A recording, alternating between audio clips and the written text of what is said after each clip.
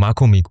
فيفو في 50 لايت 5G. الشركة نزلت الموبايل ده مؤخرا للفئة المتوسطة اللي بيكون بأبعاد 163.8 مللي طول و76.3 مللي عرض، وسمك الموبايل بقى بيكون حوالي 7.8 مللي عشان يكون وزن الموبايل في الآخر 197 جرام. الخامات المستخدمة للموبايل ده بتكون كلها من البلاستيك، بس الظهر بتاعه البلاستيك بتاعه نضيف شوية، حتى الجناب بتاعة الموبايل بتكون برضو بلاستيك بس البلاستيك بتاعه بيكون بيلمع شوية. الموبايل ده بيكون ضد المياه والغبار بشهادة IPS 65. كمان من ضمن مميزات الموبايل ده ان هو لو وقع منك مش هيتكسر لانه بيكون بشهادة SGS، ودي شهادة معتمدة ضد الكسر للموبايلات. شاشة الموبايل بتكون مسطحة وفيها نقطة من فوق اللي هي الكاميرا اللي قدام. الشاشة دي بقى بتكون من نوع AMOLED وبتكون بمساحة 6.7 إنش، فالشاشة دي بقى بتوصل معاك في الجودة لحد فول HD بلس، وبيكون معدل بكسلاتها 388 بكسل لكل إنش في الشاشة. مع كل الإمكانيات دي بقى بتكون شاشة الموبايل 120 هرتز،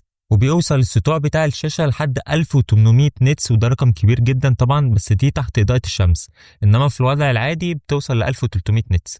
وفيفو في 50 لايت بينزل بمساحة 256 ورامات بتوصل لحد 12 جيجا. طبعا نوع الرامات اللي محطوطة في الموبايل ده DDR4، بس للأسف هنا الموبايل ما بيدعمش الكارت ميموري، فمش هتقدر تزود مساحة الموبايل. معالج بقى الموبايل ده بيكون من شركة ميديا تك دايمنستي 6300 بتكنولوجيا 6 نانو مع معالج رسومي من نوع MC2، ونفس المعالج ده هو اللي موجود في الأوبو رينو 12F 5G. الموبايل ده بيدعم خاصية NFC، وكمان تقدر تحط خطين في الموبايل ده من نوع النانو. واكيد طبعا من عنوان الفيديو فيفو في 50 لايت 5G الموبايل بيدعم خاصيه ال 5G. كاميرا الموبايل ده من قدام بتكون بدقه 32 ميجا بكسل وبتكون بفتحه عدسه 2.5، والكاميرا الخلفيه بتاعت الموبايل الاساسيه بتكون ب 50 ميجا بكسل وبيكون فتحه العدسه بتاعتها 1.8.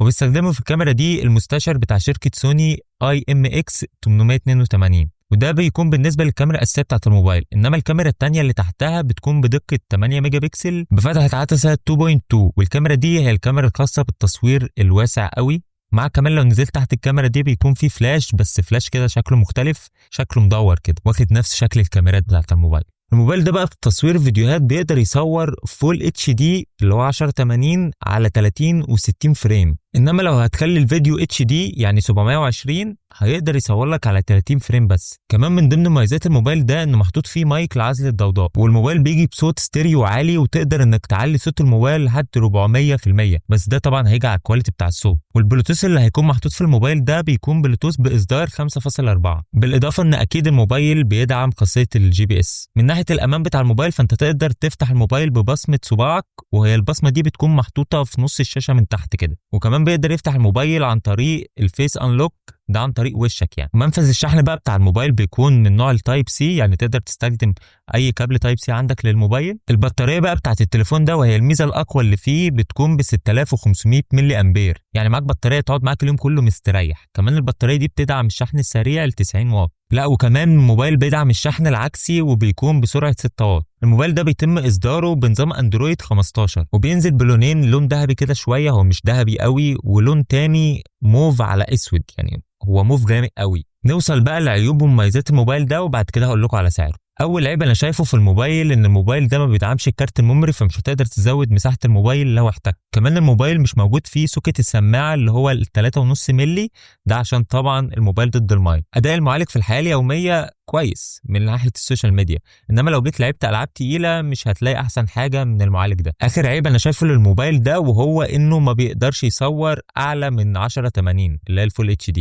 نروح بقى للمميزات اللي انا شايفها للموبايل ده. الموبايل ده اول ميزه فيه طبعا وهي البطاريه 6500 ملي امبير. البطاريه دي في الاداء القوي تقدر تقعد معاك يوم، والاداء المتوسط تقدر انها توصل معاك ليومين. كمان من ضمن مميزات الموبايل ده ان الشحن بتاعه بيكون 90 واط، وده تقريبا اسرع شحن في الفئه دي تقريبا، ويقدر ان هو يشحن لك البطاريه بتاعت الموبايل ده اللي في الاداء المتوسط بتقعد معاك يومين، يقدر يشحنه لك في ساعه الا ربع بس. كمان الموبايل بيجي بشاشه AMOLED 120 هرتز، والسطوع بتاعها بيكون عالي تحت الشمس. تصميم الموبايل بيكون شكله حلو وعصري مع كمان وزنه خفيف، بالاضافه لكل ده ان هو ضد الصدمات وضد طرطشه الماء. صوت الموبايل ده من نوع الاستيريو وكمان عالي، والبصمه بتاعت الموبايل استجابتها سريعه جدا في الاداء اليومي. الموبايل لما بتشتريه بيكون العلبه بتاعتها جواها طبعا الموبايل مع سكرينه، وبتكون السكرينه دي اوريدي محطوطه على الموبايل، وراس شاحن بقوه 90 واط، وسلك يو اس بي من نوع التايب سي، مع دبوس معدني اللي بتفتح بيه بيت الخط، وكمان كفر شفاف. واخيرا نوصل لسعر موبايل فيفو في 15 لايت.